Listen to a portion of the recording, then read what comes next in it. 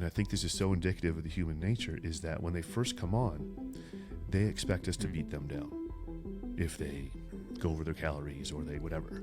And so what they do is they beat themselves down in the assessment, because it's kind of like, you can't say anything that I haven't already said to myself. It's like a protective mechanism. And I think a lot of us beat ourselves up when we react a certain way, when we do things that we're not proud of or whatever, like we beat ourselves down for that. And I think what you just hit the nail on the head is, A, you're assessing it, but B, you're assessing it from a place of neutrality. Just how can I get better?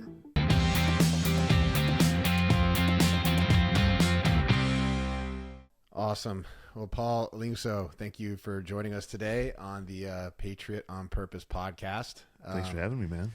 Yeah, man, we're stoked to have you here. Gosh, I was say like I think we've known each other since, what is it? Did I meet you like 2021? Yeah, the DGen crypto event. That's right. And staying in the room, didn't even realize we were living in the same town. So that's how it goes. Man, so we start this podcast with asking everybody, just to start out, like, again, Patriot on Purpose, like to ask everybody like what your definition of a patriot is. And the reason why we do that is it's become kind of a bad word for some reason. And we like to just kind of hear where people are at with that. And again, just kind of like what your definition of that is.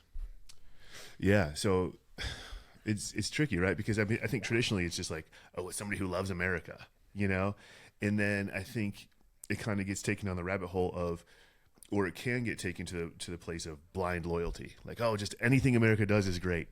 And that's the least patriotic thing you can do. So because you don't just, I don't know. The foundation of America is not trusting the government, right? So it's kind 100%. of looking side-eyed at the government. And so all that to say, I think the definition of a patriot is somebody who upholds a certain amount of ideals.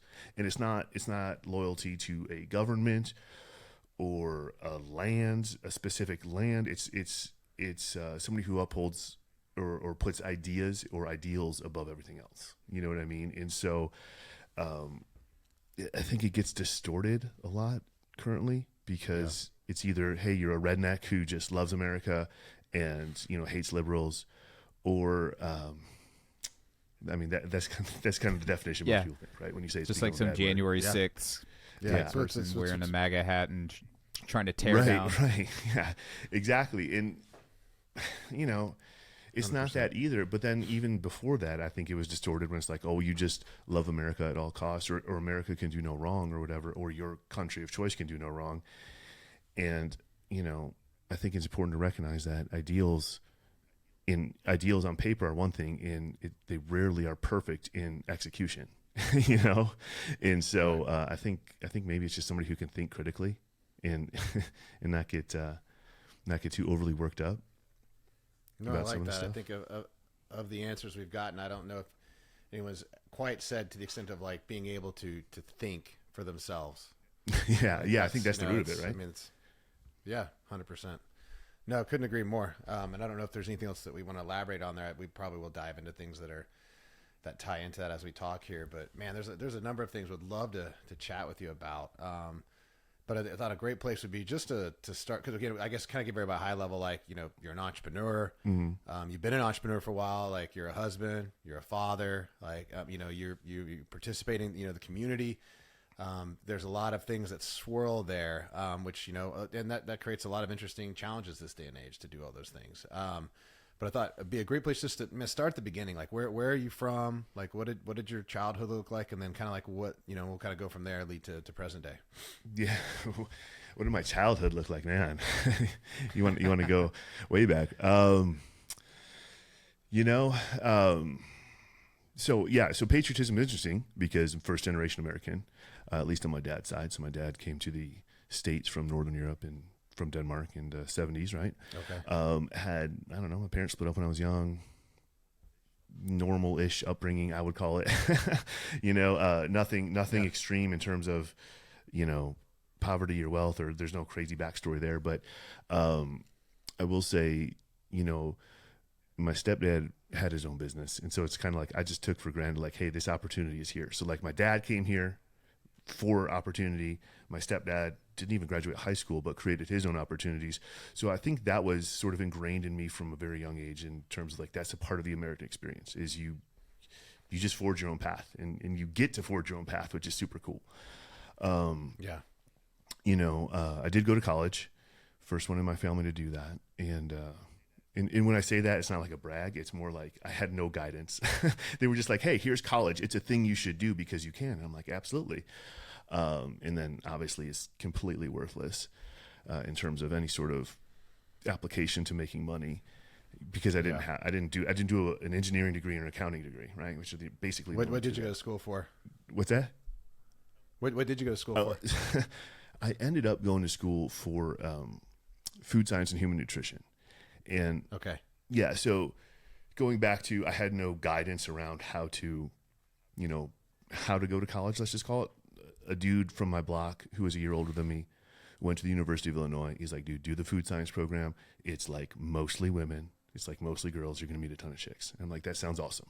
And so I literally that's how I picked my major.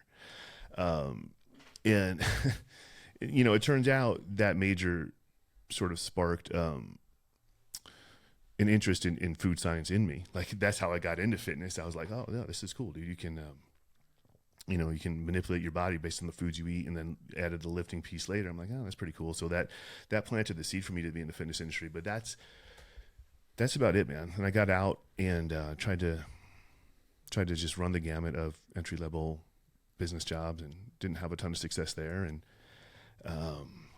when the collapse of 2008 happened, I was 25 at the time and didn't really have a ton of traction in my career and was just left like basically hopeless in terms of trying to make a living working for somebody else. So at that point, that's when I started. I'd already done a personal training degree sort of after hours, like before work, after work, I would study and get my certification, that sort of thing.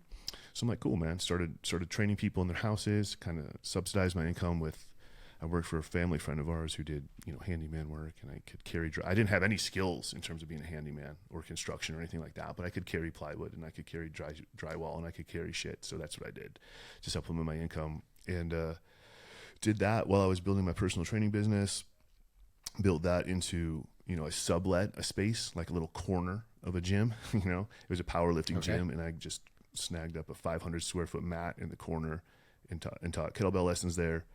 Built up clientele there, got my own commercial lease, got another commercial lease, and then that all came, operated those gyms from 2010 to 2020, and that all just came crashing down in the pandemic. And now, so those were in Chicago. Illinois was terrible during the pandemic in terms of locking stuff down, and it was just one of those moments where it's like, dude, we had been working so hard to build this thing up, and then maybe we could have made it, but the landscape had changed. The court of public opinion was what decided. We're like, dude, some people are freaked out. Some people are really angry at the government, like all this stuff. And so that's when we, basically we had some people like still paying gym memberships and that sort of stuff. Supporting us through that, even though we're not operating for a couple of months and then operating at a very limited capacity. And then we're just like, screw it, man. We're done with this. And so like in one single day. How long? Yeah, go ahead. Sorry, go ahead. Let me interrupt you. Go ahead. No, yeah. So I think you're going to say, how long were we operating like that for? Yeah. Yeah. Like 3 months, like March, April, May. March and April, I don't think we operated at all. Like we're doing the Zoom thing. Yeah, I guess, no, that's true for May too. And then in June, we were just, we were like, dude, we're done with this. And so we had a bunch of prepaid memberships. People prepaid a bunch of packages for the year, refunded all those. We had some people still paying memberships, turned off all those memberships, and just sent an email to our clients letting them know that that's what was going on. And we're taking this thing online, and they're welcome to join us if they wanted to. If not, that's cool too. But that's what we did. And then, a month or two later, we're like, awesome, we're not geographically restricted to Illinois. Let's get the hell out of here. Let's move to Texas, find some of that sweet freedom. So that's what we did. Why'd you guys pick Texas? Why do we pick Texas? Because yeah, why not Iowa? I'm right here in Iowa. You could have come here, man. Why not Iowa? It's Texas light. Man, Iowa's great. It's not Texas. I don't think there's a lot of transplants in Iowa. You know, I think you're either from Iowa or I'm one of the only ones. But my wife is from here, so you're a transplant into Iowa. From here. Yeah. Oh, there you go. Yeah. And so I will say this in terms of Texas versus the Midwest, the values are actually very similar. Like I never came down here and felt out of place or, oh, I'm in this whole new world. Like, not really. The values of the people really align. But obviously the politics, certainly compared to Illinois, are different. But, you know, the seed had been planted in Texas early on in my life. My dad has lived in Houston since I can remember. So I love the overall vibe of Texas. I just didn't love Houston, you know? And then we had been coming down here for some masterminds and stuff like that for our gyms. Through Alex Hormozzi's program, and we just were like, okay, so Austin is super cool. There's these young internet entrepreneur type people coming here. We like that vibe, and so we kind of just picked, okay, cool, it'll be Austin, but not really Austin because we're not city people. And so we told that to a real estate agent. Hey, we got young kids. We're not really city people. They're like, awesome. You need to check out Dripping Springs. And that's what we did, and got a house and moved here. Man, that's awesome. So when you guys had the gym business, did you guys already have kids at that point? I imagine that you guys are pretty young. Yeah. Not long though. So our kids were born in 2019. So the kids were a year really old right before. Mm-hmm. Yeah. I mean, right before that happened. So so entrepreneur, husband, new father, pandemic comes rolling in hot and heavy. Mm-hmm. How did you navigate that time period like that? Because that had to be really stressful. Yeah. Well, you know, definitely shitting my pants the whole time. Like, just it was, you know, at first it was, you know, all hands on deck, just red alert, adrenaline pumping for, you know, certainly the first 60 or 90 days of that whole situation, just complete uncertainty. And it's funny, I do look back at it now, and I see pictures of myself, and I'm like, man, I look like shit. Or even pictures when I first moved to Texas, you're physically wearing that stress, you know. But looking back, I think it's just one foot in front of the other. It was so just like, the options are limited. Just do the next thing. You know, here's two options in front of you. Pick one and go. And there just wasn't a ton of time to sit and think. But then the other aspect of it, which is what we try to, one of the things we talked to all our clients about, and one book that really had a massive impact on my life was Man's Search for Meaning by Viktor Frankl. Mm-hmm. Are you guys familiar with that? Mm-hmm. I've heard of that. I haven't read it, but I've heard of it. Yeah. So he's in a concentration camp, right? Which is pretty much it's a true story, and it's obviously the worst possible conditions. I was nowhere near those conditions, right? But the concept remains the same, which he's like, man, there's the last human freedom that you have is your choice you choose how you respond to your situation. You know, so in this situation, everything's been taken from him. He's been taken from his family, his wife, his parents, and they all died. And he's physically restrained. They're taking clothes from him. They're limiting his food supply. He's just in the worst possible conditions you can be. He's like, but there's one thing that makes me a free man, and that is I choose how I respond to these circumstances. And that was just echoing in my head, like, yeah, dude, all this shit's external. I can't control the governor of Illinois. I can't control these mayors. I can't control the court of public opinion. I can't control any of this stuff, but I can choose how I react to it. And so that, like, honestly, that little sliver, that little framework maybe carried me through that time more than I thought, more than I, you know, just reflecting back, I'm like, man, that probably carried me through quite a bit.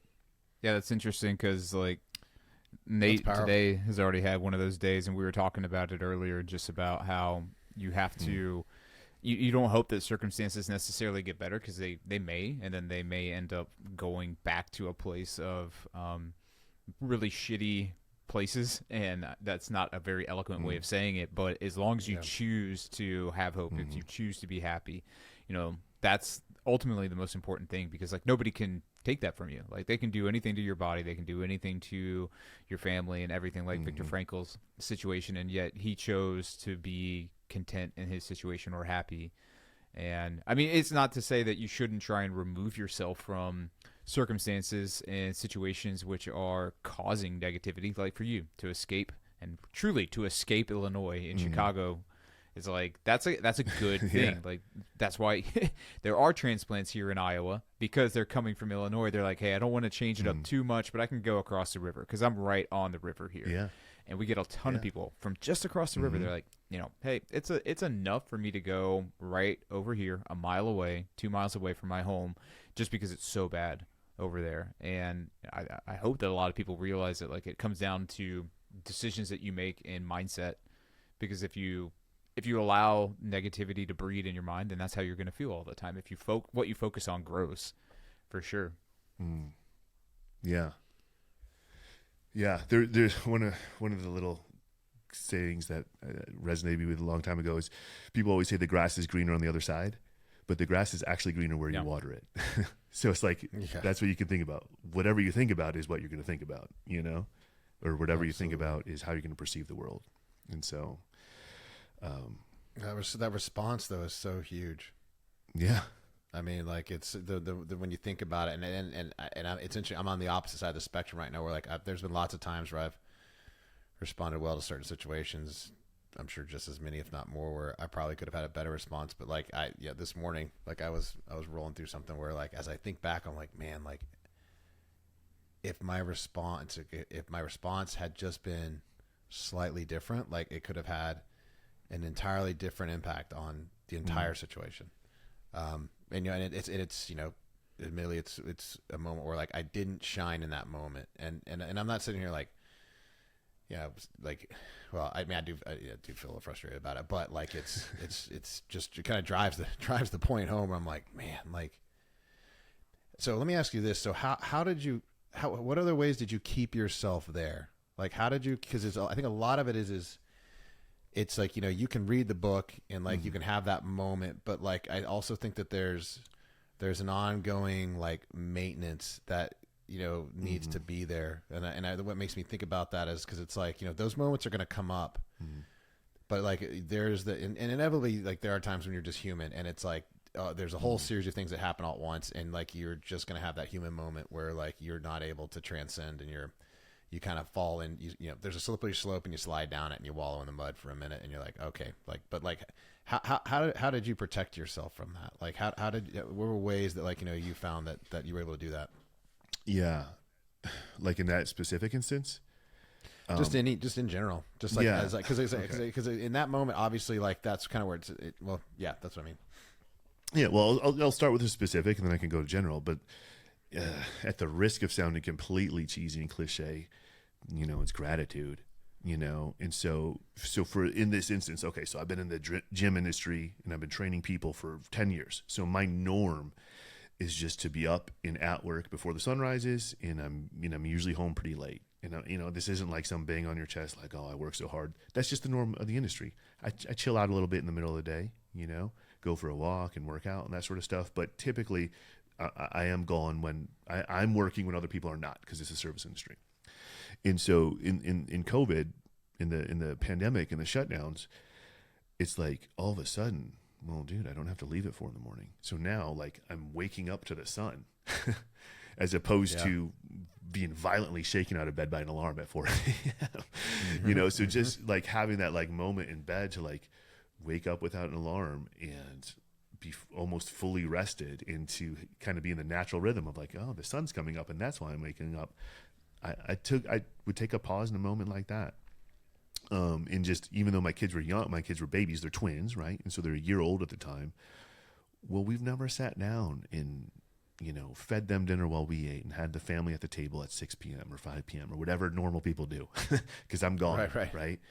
And so now that, since that's not an option because the gym is closed, well, now we're like literally sitting down and having an entire evening to ourselves as a family. And I'm like, okay, like, this is pretty cool. You know, whether, and even if this is just a temporary snapshot and the gym reopens, or this is just how it's going to be from now on, like, this is cool.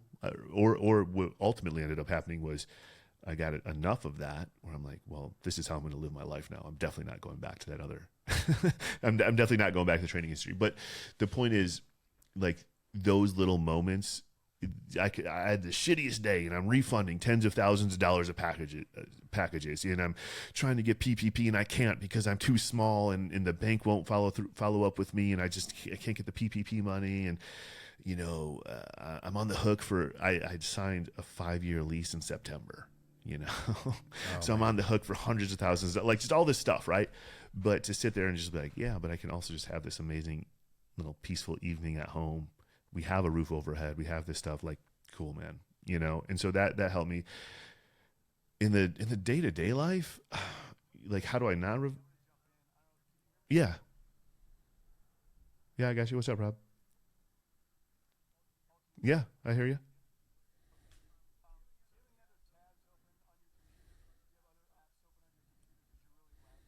Oh, okay. Here.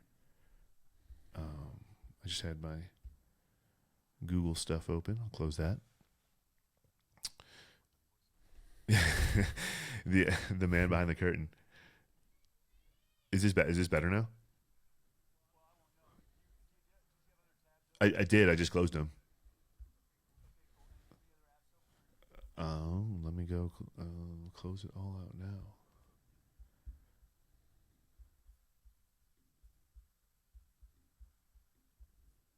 I think we're good, man. Yeah.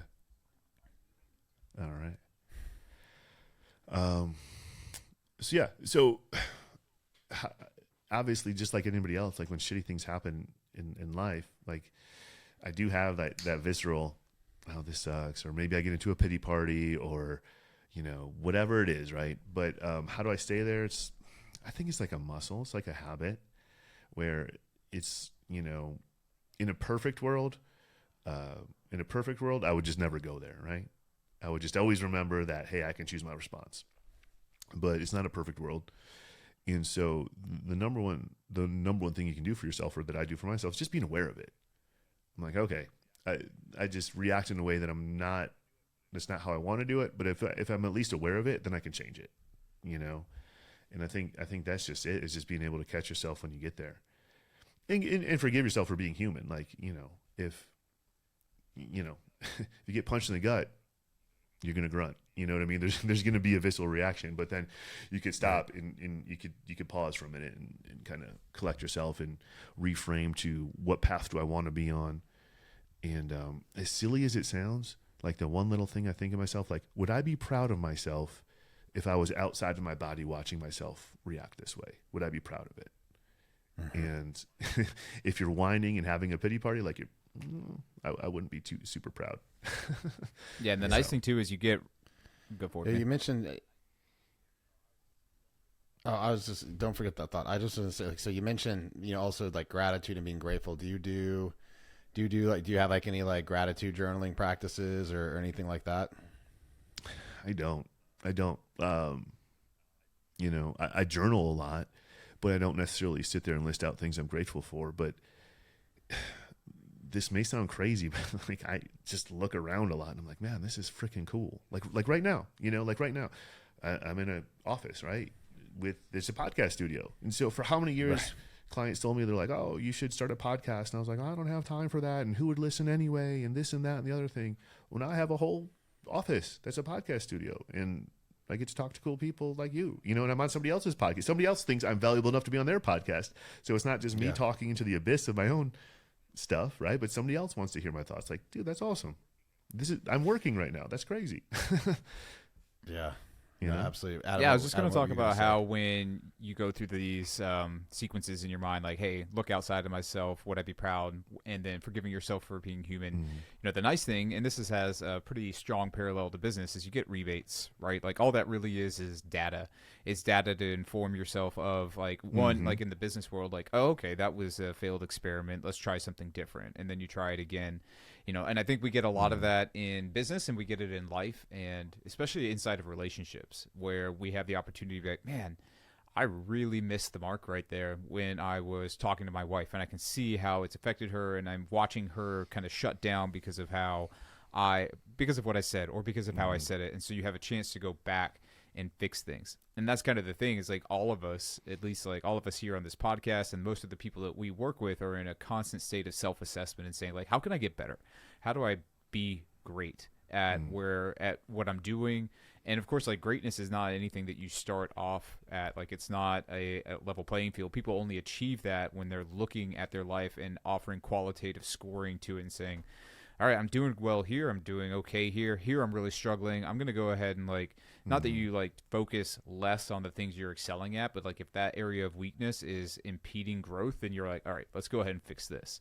Like, if you were driving a super fast car and you had no windshield, you wouldn't just try and go faster, because like you have no aerodynamics at that point. You're going to figure out how to fix the windshield so that then you can continue to drive super fast. Now, actually, I might continue driving really fast because I would like that feeling on my face. It's just like a dog. Like, yeah, this is great. Yeah. Well, so two things. There's like, yes, the qualitative is you can be like, hey, this did go well, this didn't go well, but also being neutral about it. I think that's actually the key. Okay, so I'm in the fitness business, and now it's online nutrition and whatnot, and so it's actually very interesting how we do a weekly cadence of review, and we have clients submit stuff to us to review, and we look at hard data like body weight and calories and all that good stuff. We look at the mental state too, what went well, what didn't go well, etc.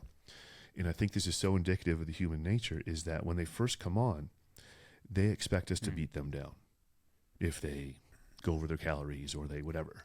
And so what they do is they beat themselves down in the assessment, because it's kind of like you can't say anything that I haven't already said to myself. It's like a protective mechanism. And I think a lot of us beat ourselves up when we react a certain way, when we do things that we're not proud of or whatever, like we beat ourselves down for that. And I think what you just hit the nail on the head is, A, you're assessing it, but B, you're assessing it from a place of neutrality. Just how can I get better? And so in the fitness example I'm telling you about, so if a client comes to me and we give what's called marching orders every single week, and the number one question after that is, rate your execution, or did you stick to them, in why or why not? And it's not like a wagging a finger, did you stick to your marching orders? It's just like, I need to know, because if you didn't, well, cool, let's unpack that. Why not? Do we need to change strategies? Was it just an anomaly of a week? Was there a skill deficit? You need to learn a new skill. And so just learning to be completely neutral about it. And we can do that with ourselves. Like, well, why did you screw that up, man? Like, why did you react that way? Can you just unpack it and find a way to get better next time without having to like attach guilt and shame to it? And so definitely being able to quantify, qualify your performance, but being able to do it from a place of neutrality. Or I might even say grace, give yourself a little grace for when things don't go your way. Like, dude, you're a human, No, that makes a lot of sense, man. I mean, I think it's so easy for us to get trapped into the emotions around achieving something or not achieving it. And then that can send people to spots that makes it even harder to achieve the result. So you guys, so this is something that you do yourself, but you're also like, you're getting to see this real time in this laboratory that you have with your clients, where you essentially, you're teaching them how to self-diagnose, but do it without getting overly emotional, not where they're not getting too excited and they're also not getting too upset. They're just, okay, these are the facts. Yeah. And I'll be honest with you, I think that's the superpower of our program. Like, from a fitness standpoint, it's nothing groundbreaking. Like, we didn't invent macros and lifting, it's very basic stuff, but how you look at it is what makes the results actually sticky. You know what I mean? It's what makes what makes people able to implement these systems in their life for the long haul, and they don't feel so restrictive or intrusive, because it's no longer this huge like black and white binary of like, oh, I pass or I fail, I'm good or I'm bad, or we just remove the emotion from it and allowed you to get better over time without judgment for, when the trend line is a little squiggly, and you can take that concept and probably extrapolate it to anything. Most of us are probably, if we have any sort of assessment or goal in place or whatever, we are probably infinitely better than we were a year or 2 or 5 years ago. But emotionally, most people are feeling like they're failing all the time. because they have the emotions attached to stuff, and they're not able to zoom out and see like, dude, I've improved so much. Do you think they feel like they're failing, or that they are failing, because they probably are, or do you think that a lot of people who fail to move forward view themselves as failures? Because again, failure is data, and if you're just like, okay, failed 9 times out of 10, but I'm not a failure. It was just like, these things didn't work. I'll find the thing that works, and maybe it's on the 10th time out of 11. Mm-hmm. I think a lot of people view themselves as failures. Yes, I do. I do. And that's the superpower of what you were just saying before. That was like in business. If you can look at things from an assessment standpoint, I'm not a failure. I just figured out 9 ways that didn't work. Right. It's like, that's the healthy spot you want to get to. I do think there's some weird social conditioning that people have though, to where they're like, man, they kind of judge themselves they judge their entire existence based on what happened today, and it's, if we could remove that, it would make a lot of people's lives a lot better. And how often did you say you're doing that review with your clients? We do a weekly cadence. Do it weekly. So how so on average, how long do you do this with them before you actually start seeing them like truly adopting it themselves, where you hear them saying the things that like you guys have been saying, and they start really truly becoming indoctrinated into this way of thinking? Let's see, man, it just depends. It just depends. It depends on the person, on their past, on how much time they have to really sort of dive into our little ecosystem that we have set up. Some people it's a month, some people it's a year.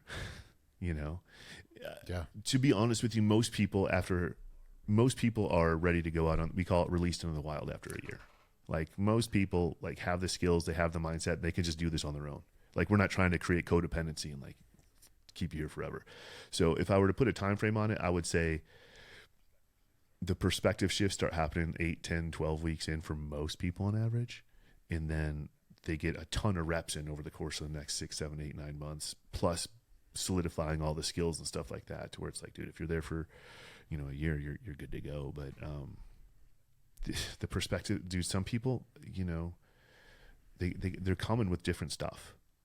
Everybody's coming with their own backgrounds, their own baggage and stuff. So it's like really hard to say exactly when they kind of have the light bulb on. No, that makes sense. It makes sense. It'd be hard to, probably not a fair question. Like, that's all right. People are definitely like very unique. So that makes a lot of sense. Is this something that you've done with yourself for a long time too? Like this self-assessment, is that something that you found yourself that you do naturally, or do you also have like a similar kind of like discipline where you kind of do it with yourself, like, at a certain, frequency? No, I mean, I think I was the person who beat myself up all the time. You know what I mean? And so I think maybe the power of what we do is that it's like we're helping people with something we've overcome in ourselves. And so it's, to me, the 2 biggest vehicles of personal growth in my life are fitness and business. Like if you immerse yourself in those 2 things, you will discover so many things about yourself. And so to Adam's point, it's like business has taught me that, man, a lot of things can not go right, but you're still not like I'm not a failure because my business today didn't go right, or this month didn't go right, or hell, even this year. You know what I mean?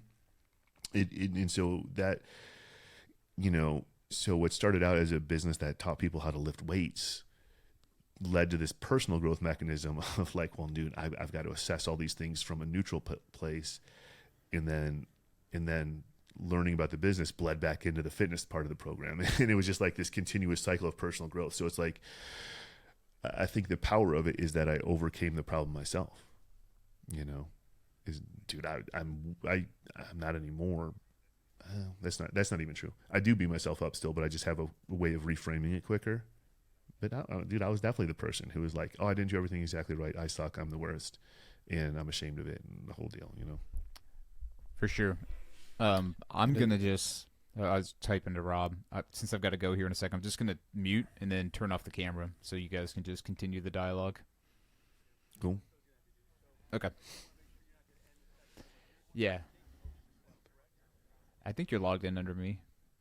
But I think just muting the mic and then turning the camera Yeah. should be easy. Cool. Hey, Paul, it's a pleasure to meet you. I'll be in Austin, 3 weeks? So maybe we can meet up. Yeah, I'd love that, man. Get him down to the house, Nate. Yeah, that'd be great. All right, Cool, man. pleasure, There you man. go. Good to meet you, Adam.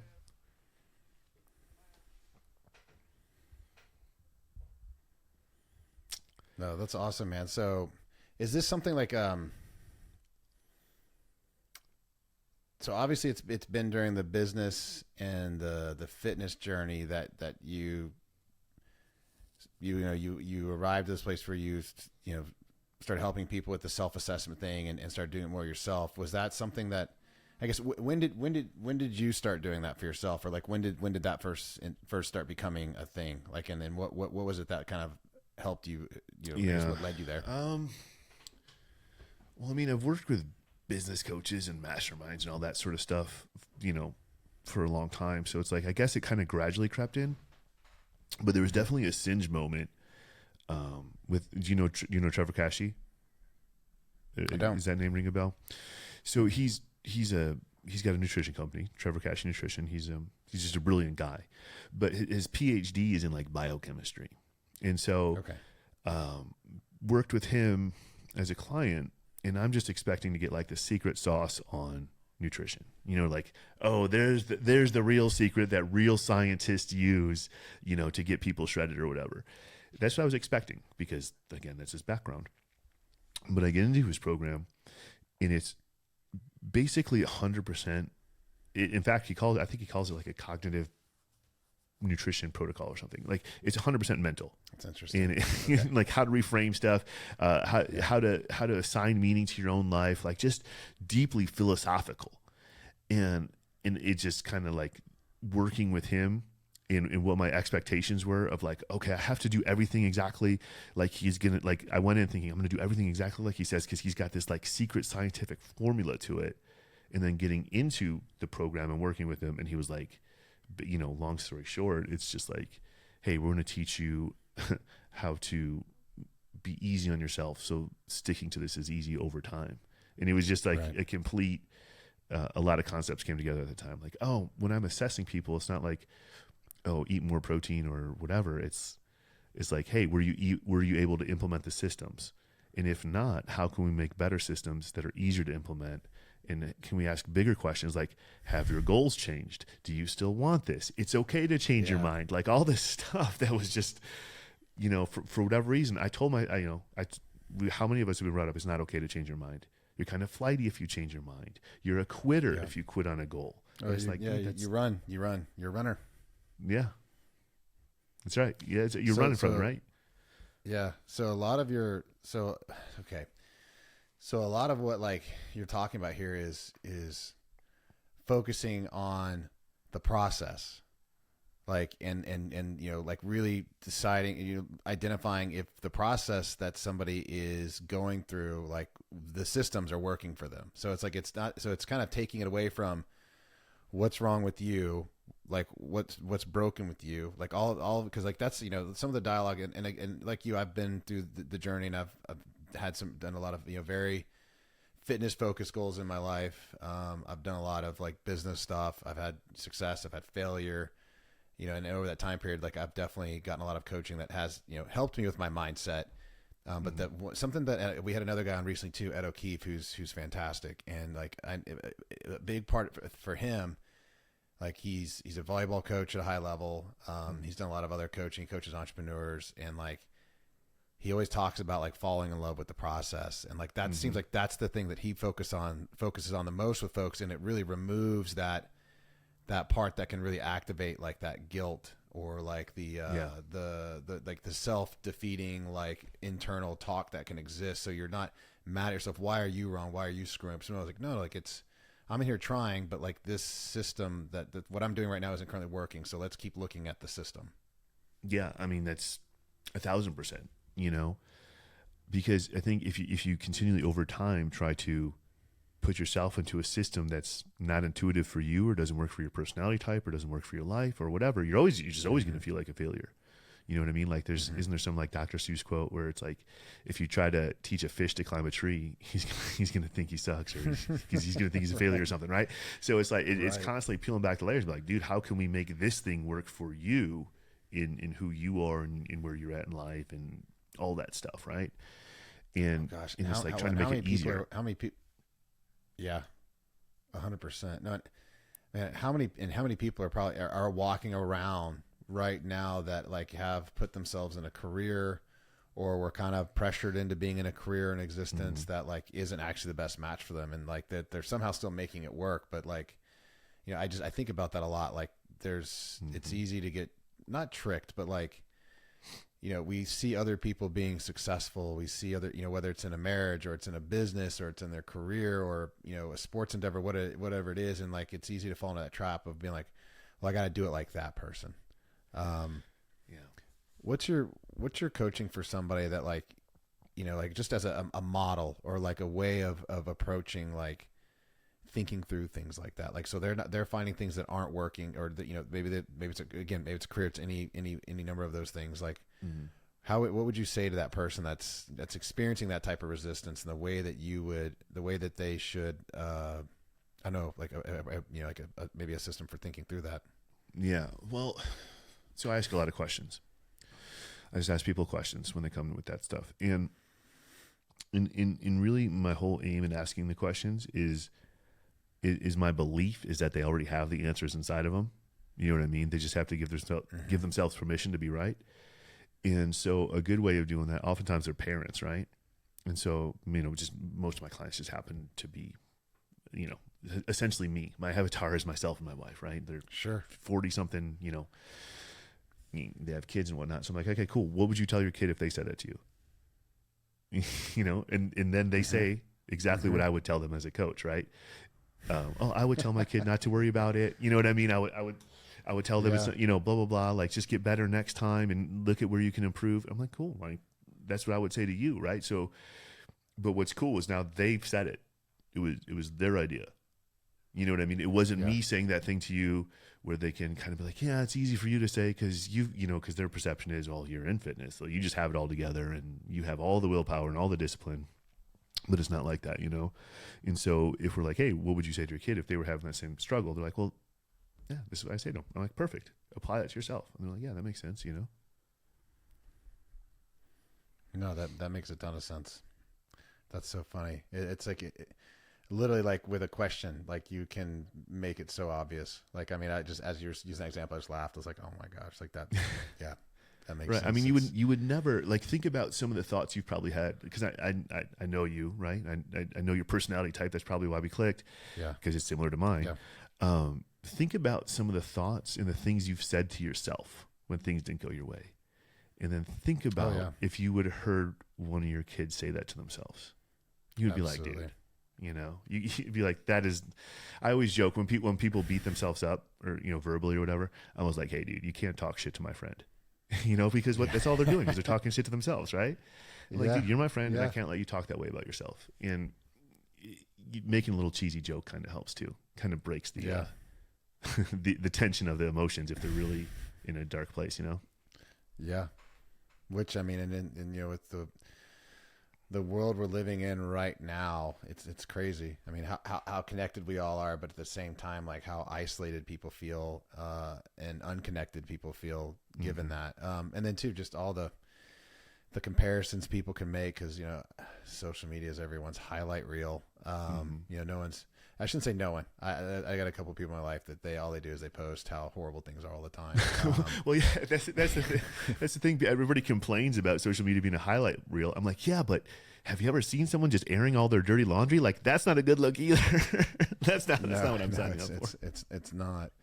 No, and there's obviously like an art form to that too, where it's like, you know, going out and sharing something like, hey, here's something that happened to me, and, you know, maybe there's somebody else out there that's struggling with this, and we just want to let you know, one, you're not alone. Two, like, here's how I was able to, like, you know, work my way through this. Like, there's obviously, like, you know, a way to go about that. But by and large, though, most people are just posting all of the cool stuff that they're doing out there, and there's a lot of people that are sitting there dealing with challenges, and it just, I think as humans, we're already very hard on ourselves. There's either people who are really delusional and like they think they're doing fantastic and they use that as a way of, like convincing themselves that they don't have to push harder. Or there's the people on the other side of the spectrum that like what they do is never good enough. They're extremely hard on themselves. And I definitely like, I've fallen more into the latter. Like I've definitely, especially earlier on, it's, and I think the other thing too is I don't think it ever stops. Like I think once you have something like that, it's always there.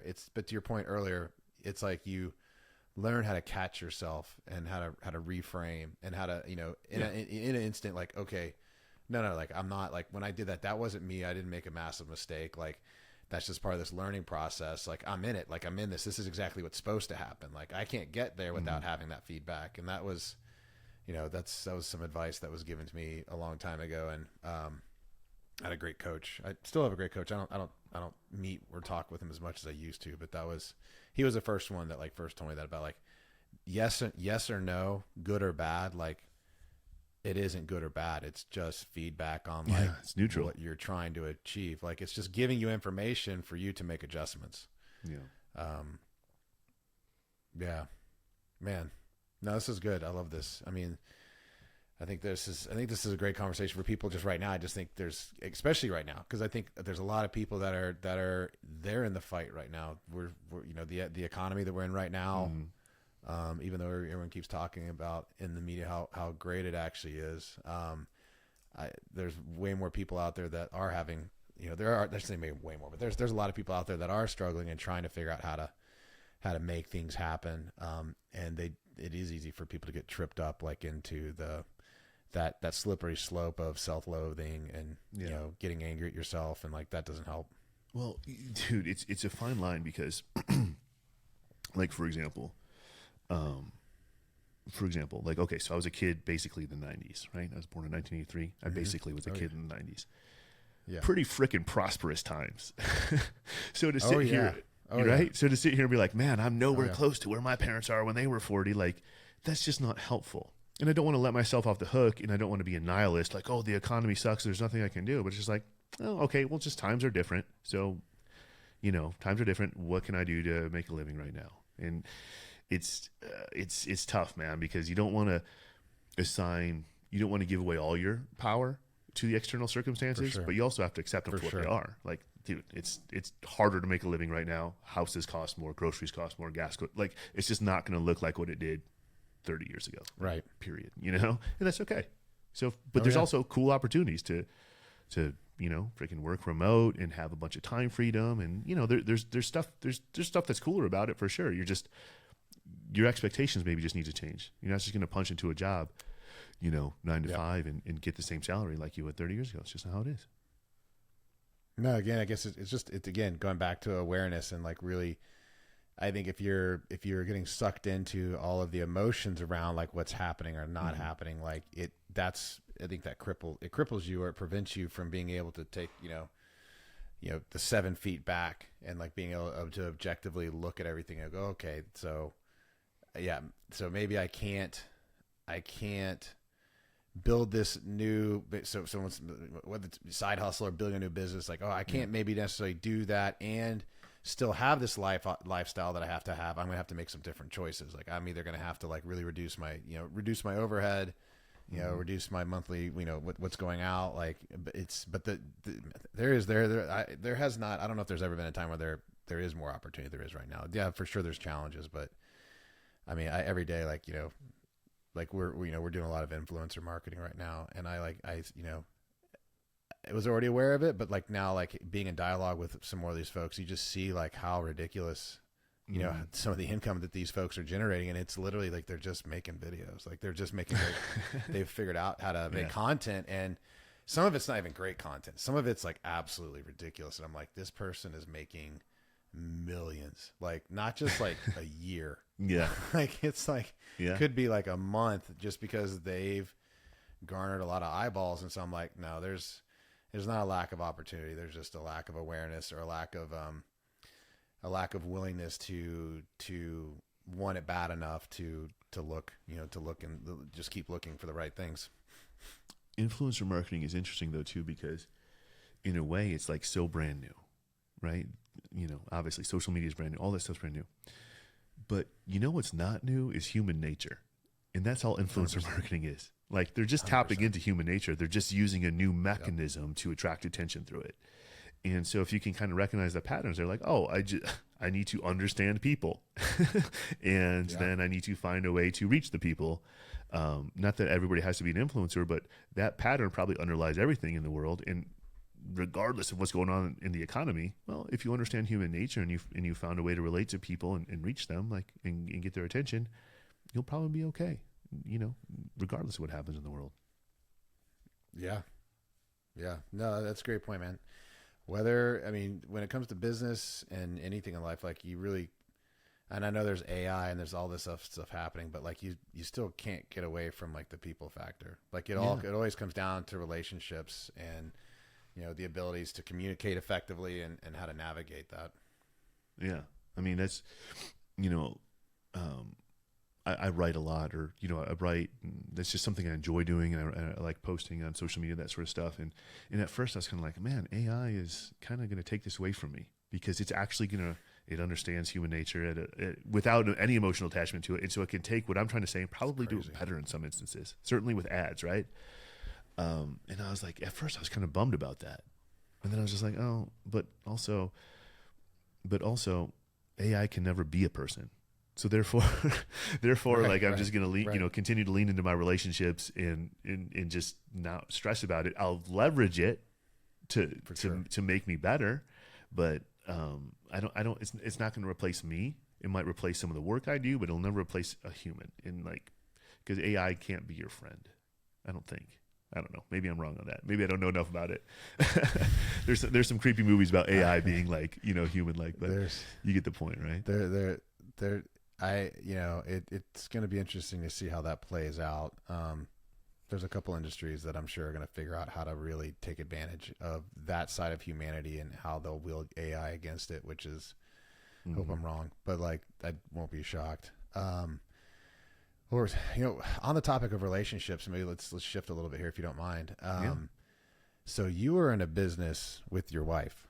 Yeah, and I've had the benefit of meeting her. I haven't got to hang out with her a whole lot, but the little bits that I've snapshots I've gotten, there's just some people where you kind of, even if you only have a few interactions, you're like, this person's a badass. They're making moves, they're helping people. But on the relationship, man, so you work with your wife. How do you guys? I mean, that's rare air. There's not a lot of people that can really do that successfully. Yeah, I mean, I think it's just every relationship's unique. I think looking back, I think I always knew that, I wanted to be in a little bit of a Bonnie and Clyde situation. I think I always wanted that.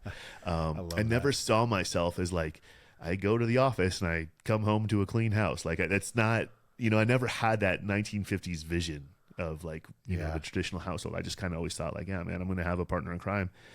And I think the other aspect of it too is that, I needed somebody to complement my personality. I'm a little bit extreme on certain aspects of personality. Even though I enjoy people and I enjoy talking, I enjoy meeting people, the whole deal, but I'm actually extremely introverted. And so that drains me. So after we met at that conference, dude, I was done that week. I didn't talk to anybody because I talked to 10 new people for hours on end, over the course of 2 or 3 days. I needed to recharge my batteries. Right. And so it's I have sort of these extreme personality traits and sort of at times extreme viewpoints. And so it's being in business with somebody that's really balances it out. She's very extroverted, very bubbly, very fun, very light, where I can be a little bit brooding sometimes, just that whole deal. I think I always knew man, I need somebody to help me, navigate the world a little bit. Left to my own devices, I can, sort of, I don't know, wander off into a corner and sulk. Yeah, no, I think, I definitely, I do not believe that we were created to be alone. That's for sure. Mm-hmm. I think that I don't know, I know from my own relationship with my wife, I know I wouldn't be if I don't know, I can't say it for sure. But I'm pretty confident saying like, I don't know if I would be doing what I'm doing now if it wasn't for having her in my life, like that counterbalance. So obviously you guys have got a good counterbalance. Like there's the way your personalities match up well. Like, but like, so like, how do you guys, so when it comes to like, you know, like conflict resolution, when like, so in business, there's like stuff like, I mean, you could probably get, I mean, whether it's marriage you can get into intense stuff just in marriage by itself. I think business, I believe business is an accelerator of the human experience. I feel like it's, you know, like anything that you can experience in just normal everyday life, you throw business into it, money, other people that are working for you, like it just creates a much different accelerated experience. You see I think you see the bad, the good and the bad of people even faster, and at a more enhanced level. Yeah, sure. So where I'm going with that is like, so like, how do you guys navigate that? Like, so like, again, and if this stuff gets too personal, like you can definitely say so, but I'm just fascinated because like I've always wanted to do business with my wife, and there hasn't been a hesitancy to. We've got a unique situation with one of our children that makes it a little bit more challenging for her to engage like that currently. But like so when you guys get into tough situations, like how, like do you guys, like what kind of process do you guys, or how do you guys navigate that like eloquently? Because again, you seem to be very systematic, you know, modality type thinker. Yeah. Well, I mean,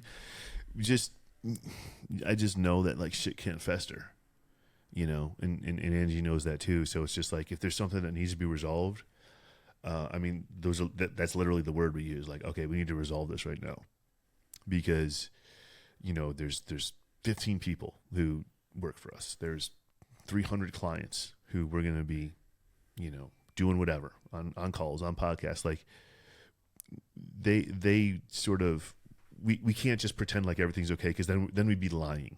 So let's resolve it right now. And that's just what we do. And we've gotten really good at, you know, so over time, calling that out, like not just being mad, like I can tell something's wrong, let's get to it. And then just because I think we've gotten so good at not judging ourselves, it's like, if I'm like, hey, tell me what's up. And she's going to tell me her gripe with me or what I did wrong or like whatever, I can step back from that and be like, yeah, it's valid. You know what I mean? Where like certainly that's a learned skill. That at first I was like, well, that's not me, or you counterattack or defend. But you know, you get to a point where if both of our goal is to resolve the thing, well, I have to see it from your perspective, because your perspective's not going to change. You saw it the way you saw it. So I need to get in there too and see it, and then make whatever actions I need to make to right the ship, whether it's an apology, changing my course of action, or whatever the case is. In you know, kind of going back to pattern recognition, 99% of the time when there's a problem, a conflict, it's because something wasn't communicated well enough. But if, you know, certain, you like, for me, I'm more on my end, because like I'm just less communicative to begin with, so I'll just assume everybody knows what I'm thinking, right? Which is obviously not the case. So if there's a problem and I'm like, well, here's how I'm feeling, and I lay it all out, she's like, oh, well, now I can see why you thought that. You should have just said something earlier. You know, and vice versa too, though, right? Like usually if there's a problem, it's because we haven't actually communicated enough. And then once it's all out there, once the communication happens, and somebody really expresses how they're feeling, how they see things, it's really hard to stay mad or stay in conflict, you know? So it's like, hey, dude, we have to resolve this. We have this common goal of we need to get it resolved. And therefore, let's let it all out and reserve judgment. And that kind of just does it. That's most problems. Very, very little goes beyond that. So so next question, like how? So again, business partners, you know, there's the business part of the relationship. Parents, you guys got, you know, two young, awesome little dudes running around. Yeah. But how?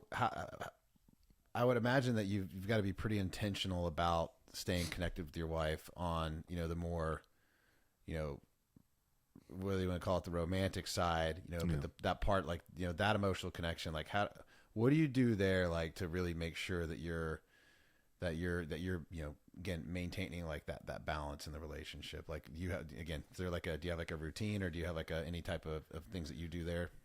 Okay. Yeah. I mean, if I'm being real with you, I'm terrible. We are terrible at upholding date night. Like we always say we're going to do it. You know what I mean? And then we'll do a couple weeks in a row, and then it falls off, and X, Y, and Z happens. And, you know, I think, well, so for starters, our specific relationship, I mean, it is a romantic relationship, but it's very much a companion relationship. Like, at the risk of sounding cheesy, like she's literally my best friend. You know what I mean? So it's like there really is a strong friendship there at first. So even as you know, however long you've been married, it's like the romantic part sort of ebbs and flows. Right? There's times where you're almost like just friends and roommates, and there's times where you're romantic partners, right? And it's just the nature of doing life together, right? But you know, how do we keep it going? It's like honestly just keeping it playful. You know, like just little shit, dude. Just smacking her ass and telling her I think she's hot. You know what I mean? Like, that goes a long way. But you know what I'm saying? Like, I don't have a romantic relationship formula necessarily, but good to go. Yeah. Me. Yeah. So that's the formula, man. And you know, it's obviously there's got to be more than that, but you know, a little bit more than that. But just on a day-to-day basis, staying playful and like that sort of stuff just kind of reminds each other that like you have a romantic relationship. You know. Oh, that's awesome. No, that's fantastic, man. That makes a lot of sense as far as like keeping things playful and light. And you know, again, it's like you guys spend a lot of time doing things that can be more serious in nature together. Like it would make sense that you would really want to have like that counterbalance there. Yeah. So that makes sense. And date night's tough. That's a tough one. I guess I should say this too. Like one thing that we do is like we grab a coffee and drive. Like that's a thing we do pretty frequently. You know what I mean? So we just go to Bazama or whatever, go to the local coffee shop, and just cruise through the country and just, you know, let the conversation go where it goes, and do that, you know, whatever, after we drop the kids off at school. And it's kind of like a date. It's just, I don't want to say just as good, but it's like it accomplishes the same thing as a date. You know, there's no structure to it. Just have a conversation wherever the conversation goes. And, you know, we like talking about work, so we talk about work a lot, but, you know, maybe if we owned an accounting firm together, that wouldn't be the case. But since we both like what we do, sometimes conversation goes that way, sometimes it doesn't, you know? The being a dad and an entrepreneur as well. Yeah. Being a parent. Yeah, that's a tough one. Yeah. There's a lot of pressure there, as you know. Oh my gosh, man. Yeah. Well, it the pressure doesn't, I mean, it doesn't get any, the pressure of being a parent, whether dad or mom. Like, I mean, I can't speak to the mom one. I can speak from watching my wife and like how serious she takes being a mom, and the level of I think guilt that naturally exists there for a lot of moms, where they never feel like they're doing a good enough job. And like women, they don't ever stop thinking about the problems. Whereas like I think as guys, at least I know for me, like I can compartmentalize. Like I can, you know, I can separate. Not always. If there's something serious going on, I have a harder time. But like, you know, just in the general, the day-to-day stuff, like we'll be laying in bed and my wife will be, you know, she'll be like, I'm thinking about like, you know, this and like, you know, college applications for our daughter, and like, you know, like her going this places and this and that. And like, I mean, she'd be able to make friends, and like, you know, did the dog come back in the house? Like, and it's like 1,000 things that's like going through your mind all at once, and like it never shuts off. Whereas like I know for certain there are times when like I get tunnel vision and I'm locked in, and like I just don't, like it's compartmentalize.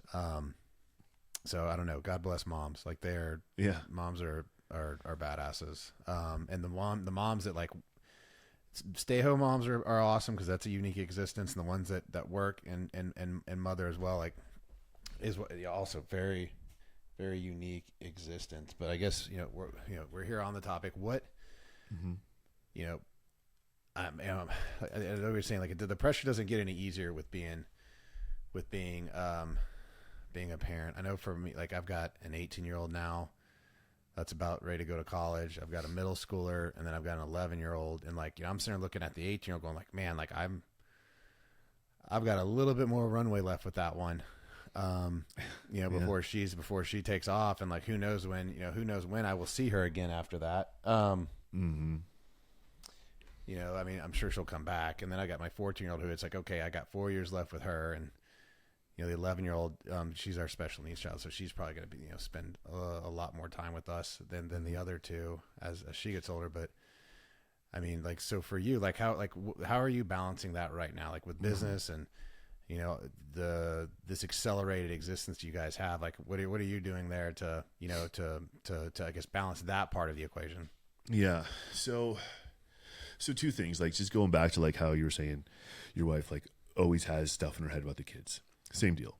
And I think, so even though my wife and I run our business together and we, obviously parent our children together, I think there's a natural, like, call me crazy, men are different than women. Like there's a natural inclination for the mother to take on that running checklist of the kids.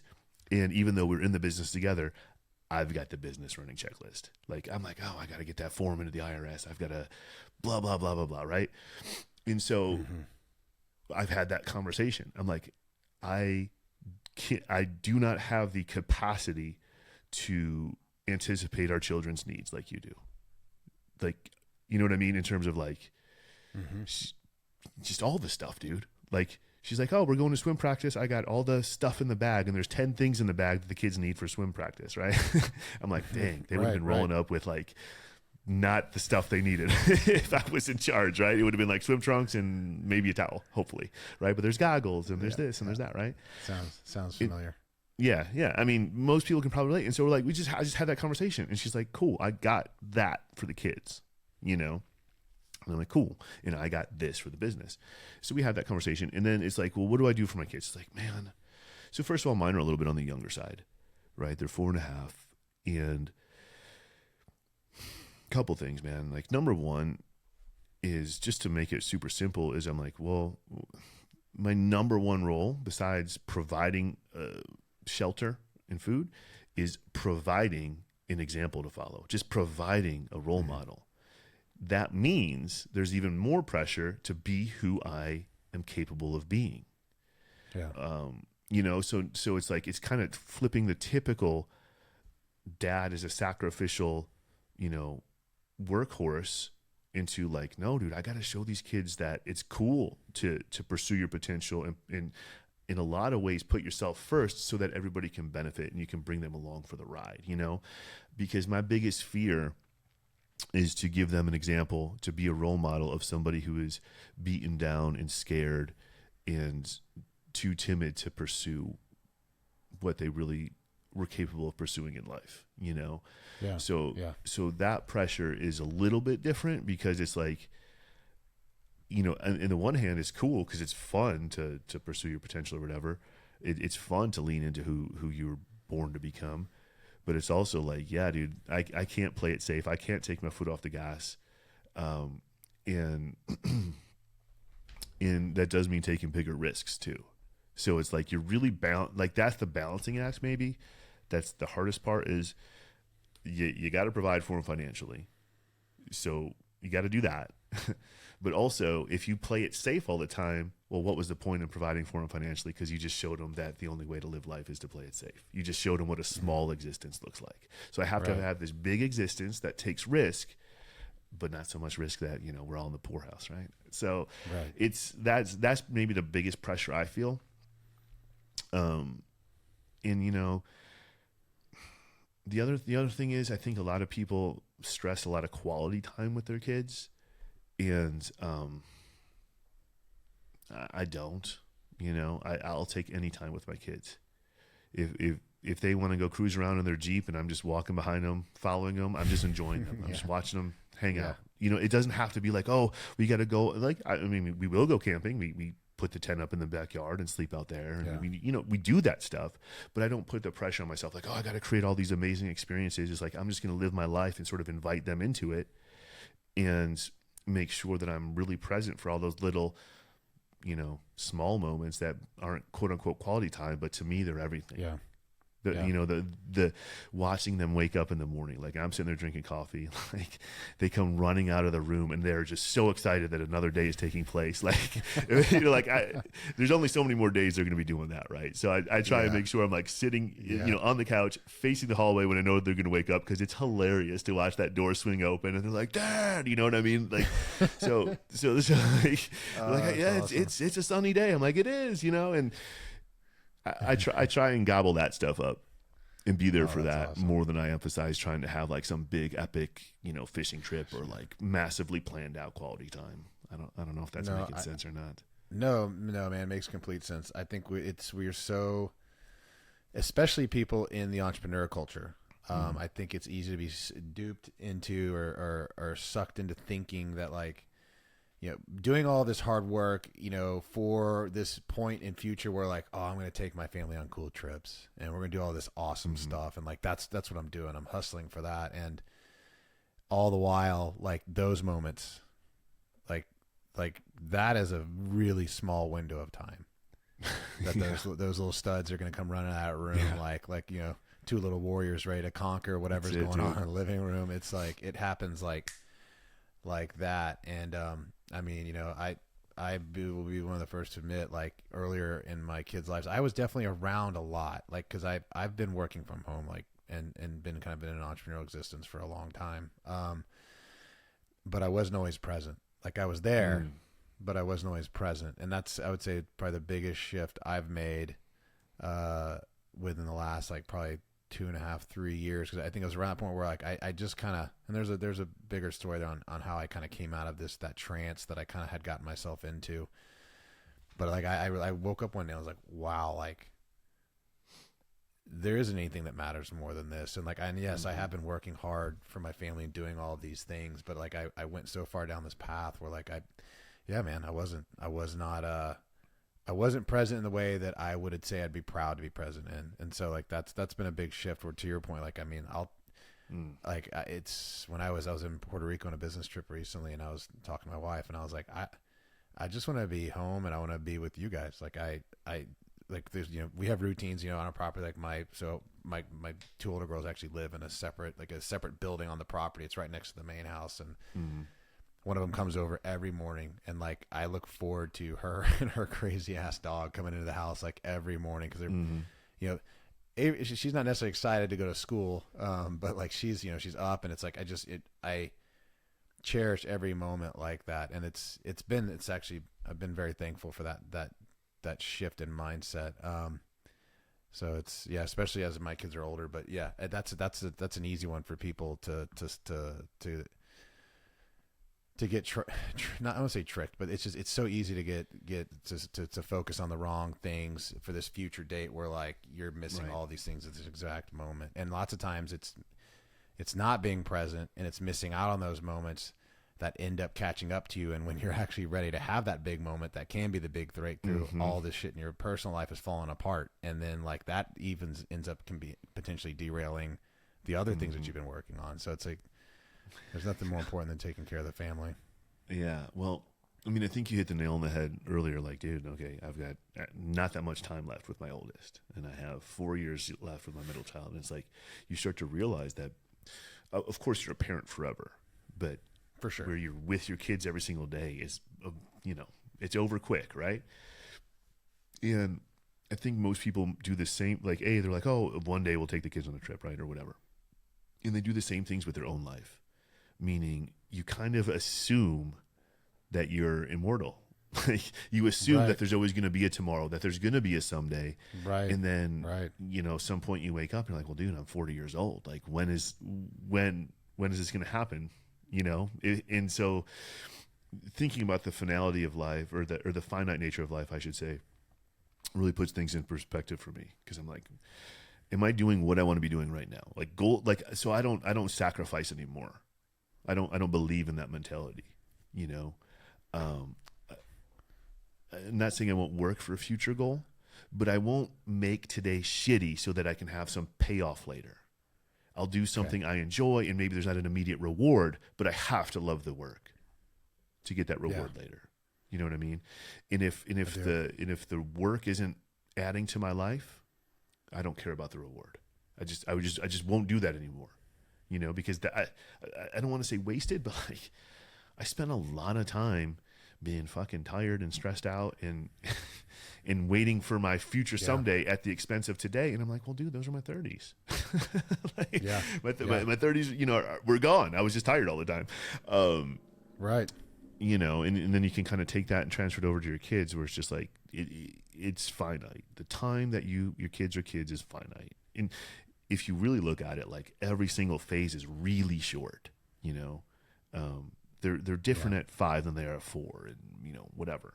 And so it's like I just try and enjoy every single moment, because I'm like, this phase could be over soon. They may not slightly mispronounce those words anymore like they do now. It's like super cute and funny, right? I'm like, they might start saying that right tomorrow. You know, like I got to enjoy this moment. So if you can tie those two together, it's like it's pretty powerful, I think, to realize, dude, there really is nothing except for right now. No, it's true. No, it's very, very true. Yeah, and I don't know, like with how crazy the past few years, and you know the way that we're, you know, these weird new sicknesses that are happening, and you know all the stuff that swirls there. It's like, I mean, dude, how many people have we seen that are our age that like have passed away, like here in Dripping Springs, even like, you know, like in the last like, you know, year and a half. It's like that was a really healthy dude, like in his like latter 40s, like, and he just died peacefully in his sleep is what they're saying, which, you know, I'm sure that's what happened, but you know, it's like, I don't know, and not that you need that to realize life is short, but it's like, there's just been, I don't know, there's more and more things that are happening that where it's just like, it just, I don't know, keeps hitting me in the face. But you mentioned that the sacrifice piece, like talk a little bit more about that. So like so obviously you're an entrepreneur, so like you do sacrifice, but could you talk about that a little bit more, just like kind of like the distinction around that? Yeah. So to me, sacrificing means like, I mean, if you want to take it back to like the mythology of it, like, you know, Jesus made the ultimate sacrifice, you know, that's the ultimate suffering. So I'm equating sacrifice with suffering. Absolutely. Is what I'm saying. Okay. And, I don't want to do that, you know, because life is so short. So I don't want to wish days away, because that's what you're doing. If you're saying, oh, I'm going to grind today to have this payoff later, what you're doing is I'm wishing these days away so that someday I can have a life that's fun or meaningful or whatever the case is. And so if I can't find meaning in what I'm doing right now, if I can't find fulfillment or enjoy the challenge or whatever the case is, if it's truly, truly suffering, I won't do that regardless of what the payout might be later. Not worth it to me. Got it. And so like, you know, that being said, even I guess I kind of made a comment earlier about like how my 30s were kind of felt like that. At the end of the day, though, like, yes, I was suffering, but I was suffering more from my lack of business skills than anything else. It made my life worse, but there were certainly moments in there where I looked around. I go, I built this place, and like I'm looking around and the music's blaring and people are deadlifting and doing pull-ups and high-fiving, and I'm like, hell yeah, like I do love this work. You know what I mean? Yeah. And so the delineation is that like when I talk about sacrificing and grinding, I'm talking about wishing days away because you are so miserable in that moment. Like I won't do that to myself. I'll delay a reward, sure. You know, of course. I don't need the payout right now, but I have to enjoy the work somewhat or find meaning or fulfillment in it somewhat. Like I don't love changing diapers, but that's not a sacrifice either. That was work that I found deeply meaningful because it's my kids, right? Sure. Yeah. You know. Again, well, that's something like that. That's not a season that lasts very long. Right. Yeah. Exactly. Yeah. And it's you know, it's tough. It's tough when you're in it, right? Especially like the sleep deprivation stage, you know. Oh my gosh, man. Like, maybe that was borderline suffering, you know, for us. Like the boys were preemies, right? So they had to be fed every 2 hours around the clock for like maybe the first month or so. So I mean, that's basically Chinese water torture at that point.